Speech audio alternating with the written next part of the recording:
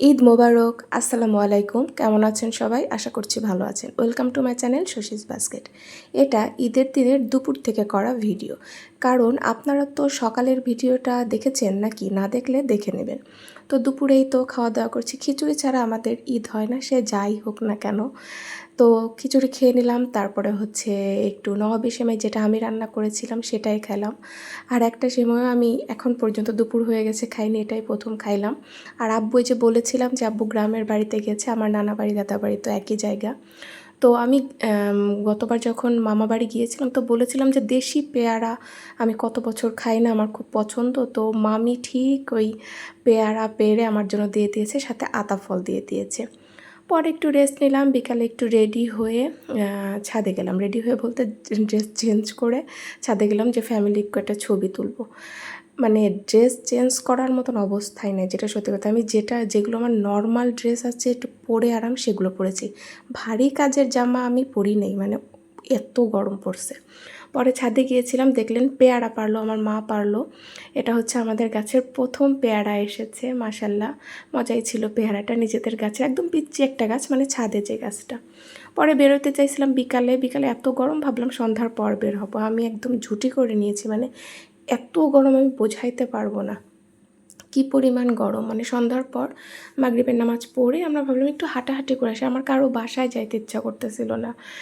আমাদের এখানে আমাদের প্রচুর আত্মীয় স্বজন, বাট আমার কারো বাসায় যাইতে মন চায়নি। যাওয়ার পথে দেখেন কালকে চাঁদ দেখতে পাইনি, কি হয়েছে এই যে দেখেন মাশাল্লাহ চাঁদটা আজকে দেখে নিলাম।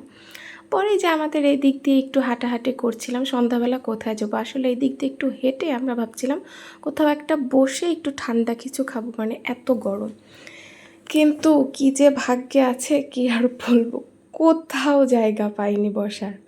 মানে এক জায়গা তো আমরা ভাবলাম যে ঠিক আছে আমরা না বসতে পারলাম, আমরা হাতে জাস্ট লাচ্ছি হোক কিছু একটা নিব, নিয়ে দাঁড়ায় খাবো। তার জন্য বলে অর্ডার নেওয়া বন্ধ হয়ে গেছে, কারণ এত লোড আসছে, ওনারা আর অর্ডার নিতে পারতেছে না। 1 ঘন্টা কি 2 ঘন্টা পরে যায় বলবে। বললাম থাক বাদ দেই, আমরা বাসায় এসে আম্মু বলতেছে যাই বাসায় যেয়ে বানায় খাই। পরে চলে আসলাম বলতে কি এখনও আমরা এই যে ঘুরঘুরু করতেছিলাম একটু, এদিকে অনেক ঠান্ডা ছিল গাছপালা দিয়ে। এটা আমার আব্বুর অফিস, মানে ছিল আব্বু যেখানে চাকরি করতে, এখন তো রিটায়ার্ড করে গিয়েছে। তো এই সাইডটা হচ্ছে ঠান্ডা গাছপালা দিয়ে খুব সুন্দর। এই পাশে কোয়ার্টার, দিনের হলে ভালো বোঝা যায়, তো পুকুরের মাঝখানে একটা সুন্দর জায়গা করেছে, যদিও তালা দিয়ে রাখে। বাসায় চলে আসলাম, বাসায় এসে রাতে কি মানে ডিসাইড করতেছিলাম যে কি খাবে। সবাই বলা হয়েছে পোলাও, কত কিছু অপশন দেওয়া হলো, কেউ খাবে না, সেই একই জিনিস খিচুড়ি খাবে।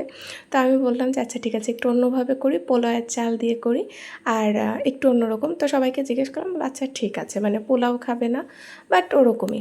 আর এই যে কিছু জিনিস সিঙ্কে জমা হয়েছিল ওগুলো একটু ধুয়ে রাখলাম, আর সব কেটে আমি রেডি করলাম। মানে আমি এসে সাইডে জাস্ট হাতটা ধুয়েই এই কাজগুলো করেই যে চালটা এখন পানি ঝরাইতে দিয়ে রুমে গিয়ে আমি গোসল করেছি, মানে এত গরম লাগছিল। গোসল করে এসে আমি হচ্ছে চালটাও পানি ঝরে গেছে, এখন হচ্ছে আমি এই খিচুড়িটা করে নিচ্ছি। খিচুড়ির কোনো রেসিপি দিচ্ছি না, জাস্ট আপনারা বোধহয় জানেন এটা হচ্ছে মানে এটাকে কি বলে, সাদা খিচুড়ি বোধহয় বলে, সেটাই হচ্ছে আমি করে নিচ্ছি। জাস্ট নর্মাল যেভাবে খিচুড়ি রান্না হয়, ভুনা খিচুড়ি। আমি সবসময় খিচুড়িতে শুধু হলুদ লবণ ছাড়া আর কিছু দেই না, গুঁড়া মশলা আর পেঁয়াজ রসুন মরিচ কুচি, আর মাঝে মধ্যে গরম মশলা ছাড়া আমি কিচ্ছু দেই না। জিরা ধনিয়ার গুঁড়া অনেকেই দেয়, আদা বাটা দেয়, আমি এসব কিচ্ছু দেই না, নর্মাল করে। আর এখানে হলুদটা বাদ দিয়েছি, এই জন্য সাদা পোলাও হয়েছে।